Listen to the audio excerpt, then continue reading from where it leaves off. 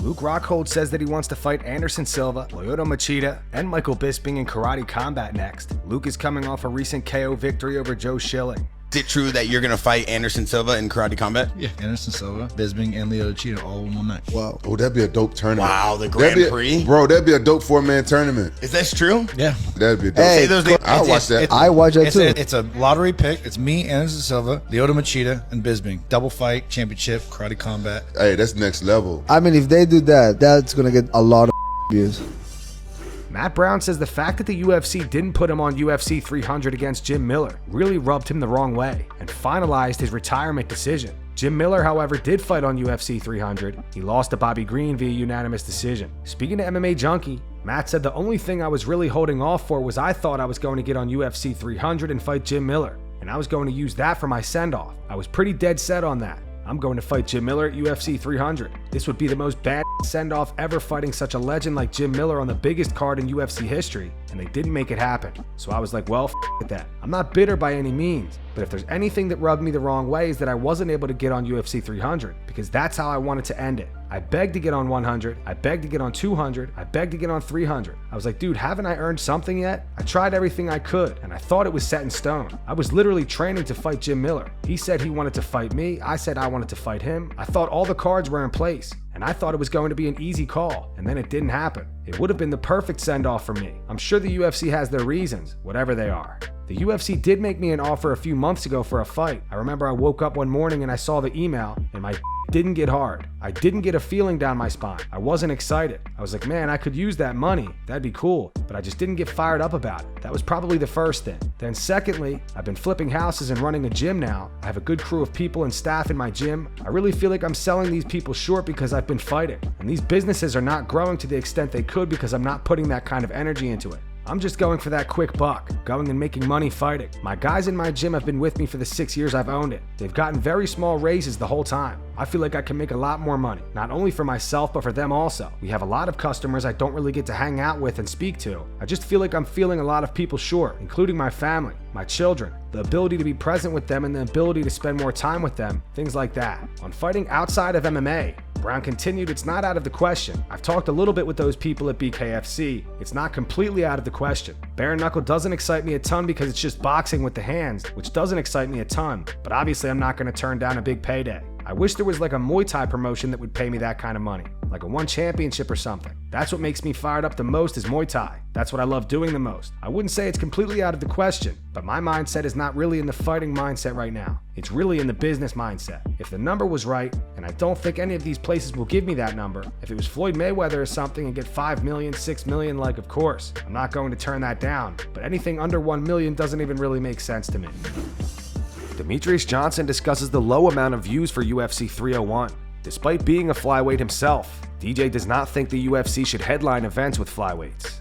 UFC 301, my first initial reaction to UFC 301, it's very hard, not every single fight card, not even in, Bellator, PFL, One Championship, UFC, you name it, not every single one of them are going to be absolute banger. Going into this fight, one, let's start off that the UFC didn't even hold a press conference, right? Like they didn't hold a press conference, but typically they always hold a press conference for pay-per-view events. This one they didn't, so me and my producer were very shocked by that, and just not a whole lot of buzz surrounding this fight card. I mean, if you even look at the views on the channel, we broke down one of the greats, King of Rio, Jose Aldo. They did about maybe 36,000 views, and then you look at our final predictions, it did about 24,000 views time of filming this. So the biggest thing going into this, when flyweights headline a UFC pay-per-view, I'm one of them. I headlined multiple UFC pay-per-views, was a champion for 6 years. It's very frustrating when I think they have to, my personal opinion, they have to just let the flyweights be a co-main event. Don't let us be main event, right? Because we don't drive enough buzz to obviously garner a press conference. Sean O'Malley and Tim Welch praised Jose Aldo for his victory over Jonathan Martinez at UFC 301. Then we had Jose Aldo back in action. Holy that was crazy. He looked good. He looked so good. Better than ever. He's one of the most twitchy guys in the UFC, I think. 37, supposedly. It probably did help him taking those little bit of years off and Getting out of the pool. Huh. and just getting into boxing. Yeah, his hands look sharp. Bro, the way he rips the body, and then you watch Pantoja rip the body, run forward with his chin up. I'm like, what is this guy doing? We'll get to that in a minute, but Yeah, good for Jose Aldo, though. That was sick. That was such a sweet moment for him in Brazil.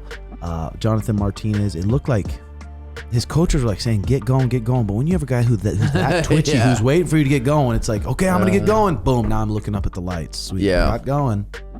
yeah, that was such a sweet performance. Just watching him walk out his SOG too, it's like, he's a legend. Yeah, it was cool. Islam Makhachev tests his power on the punching machine.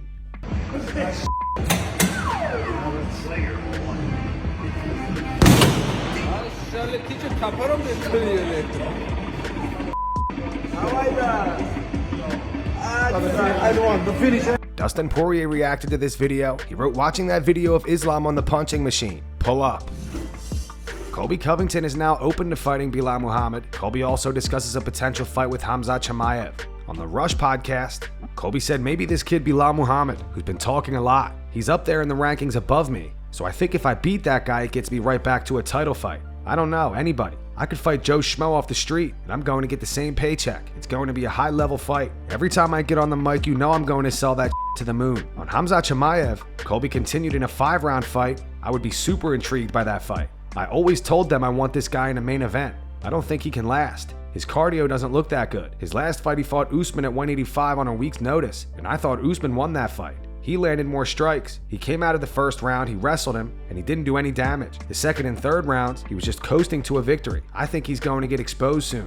He doesn't have good cardio, and he's not as good as everybody thinks he is. Colby also discussed Ian Garry. He says that Ian is lying and he was never offered the fight. He continued, we all know that he's a but now we know he's a liar because UFC, Hunter Campbell, Dana White, they haven't talked to me about this fight. This fight has not been presented. He's just lying. He's just trying to get clickbait and get people to talk about him. And that's going to wrap it up for the news. Thanks for watching. For daily MMA news and content, subscribe to Full Mount MMA and click the bell icon to be notified when we post videos. Here are the 3 top comments from last video. The first one's from Jay Varney. It says, another day without Ian Garry. The world is healing. The second one's from JG Abstract. It says, everyone, we want Sean versus Mike and BKFC. Dana, no.